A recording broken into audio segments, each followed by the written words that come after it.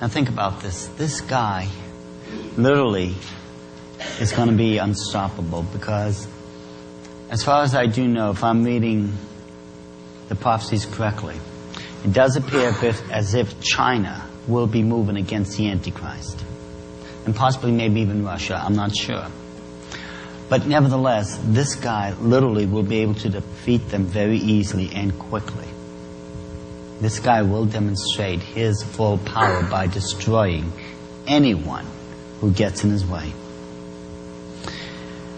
And this is just some of the things that the Bible warns us about this guy. But God be praised, at the end, as I stated before, no matter what happens, we still win.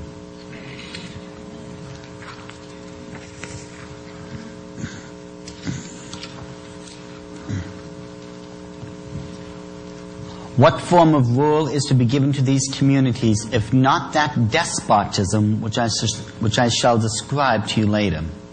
We shall create an intensified centralization of government in order to grip in our hands all the forces of the community. We shall regulate mechanically all the actions of the political life of our subjects by new laws. These laws will withdraw one by one all the indulgences and liberties which have been permitted by the chattel, and our kingdom will be distinguished by a despotism of such magnificent proportions as to be at any moment and in every place in a position to wipe out any chattel who opposes by deed or word. I still can't get over this one. They are literally just going to stormtroop right over you.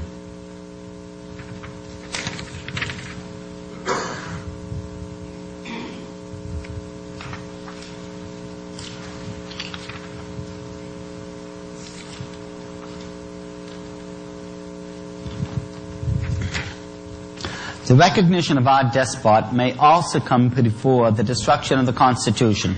The moment for this recognition will come when the people, utterly wearied by the irregularities and incompetence, a matter which we shall arrange for, of their rulers, will clamor away with them and give us one king over all the earth, who will unite us and annihilate the causes of discords, frontiers, nationalities, religions, state debts, who will give us peace and quiet which we cannot find under our rulers and representatives.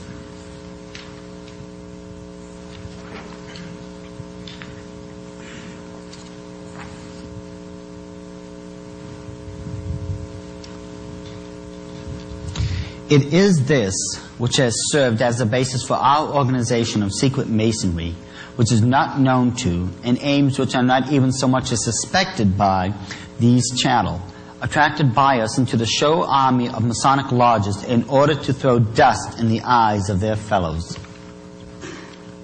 Verse 5.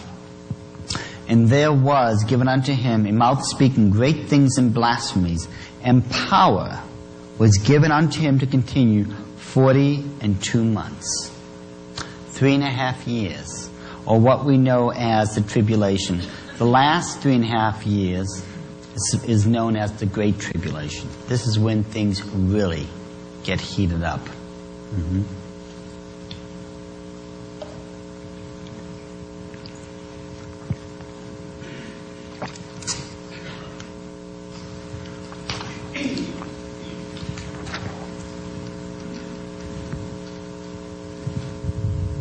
But even freedom might be harmless and have its place in the state economy without injury to the well-being of the peoples if it rested upon the foundation of faith in God, upon the brotherhood of humanity, unconnected with their conception of equality, which is negated by the very laws of creation where they have established subordination. With such a faith as this, a people might be governed by a worship of parishes and would walk contentedly and humbly under the guiding hand of its spiritual pastor, submitting to the dispositions of God upon earth. This is the reason why it is indispensable for us to undermine all faith, to tear out of the minds of the chattel the very principle of Godhead and the Spirit, and to put in its place arithmetical calculations and material needs.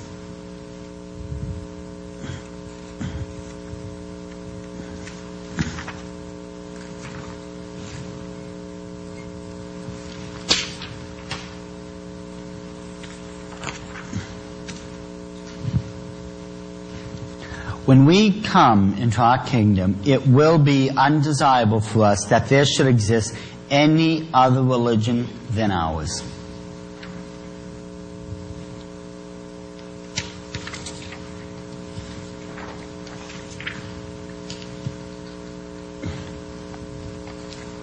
Useless changes are forms of government to which we instigated the chattel when we were undermining their state structures will have so wearied the people by that time that they will prefer to suffer anything unto us rather than run the risk of enduring again all the agitations and miseries they have gone through.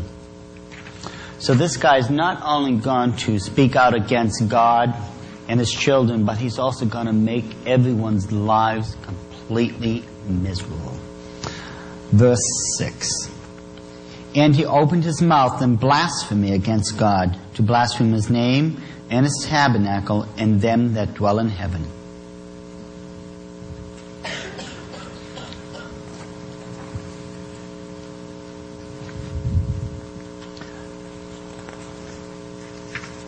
By want and the envy and hatred which it engenders, we shall move the mobs, and with their hands we shall wipe out all those who hinder us on our way.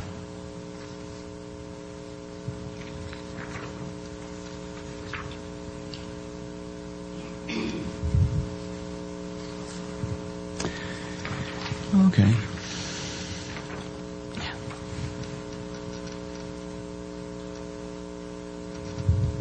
When the hour strikes for our sovereign Lord of all the world to be crowned, it is these same hands which will sweep away everything that might be a hindrance thereto.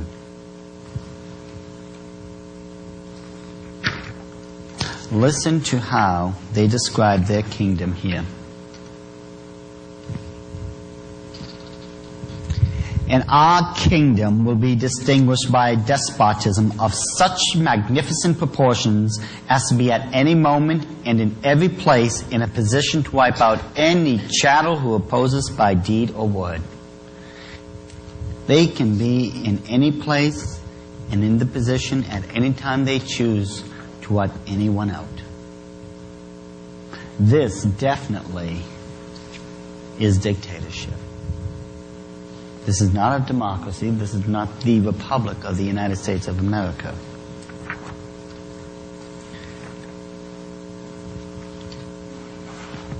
We must be in a position to respond to every act of opposition by war with the neighbors of that country which dares to oppose us. But if these neighbors should also venture to stand collectively together against us, then we must offer resistance by a universal war. And there will be a third world war. They're planning it right now. And if they get their way, it will be a nuclear one. Now, if they're smart, it won't be.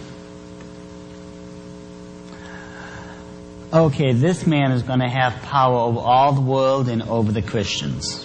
You know, anyone who opposes him, that's it. Verse 7. And it was given unto him to make war with the saints and to overcome them. And power was given over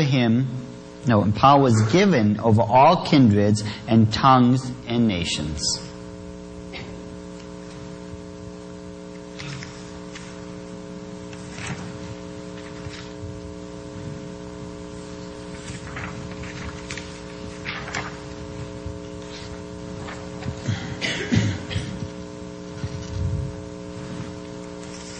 It is from us that the all-engulfing terror proceeds. We have in our service persons of all opinions, of all doctrines, restorating monarchists, demagogues, socialists, communists, and utopian dreamers of every kind. We have harnessed them all to the task. Each one of them, on his own account, is boring away at the last remnants of authority, is striving to overthrow all established form of order.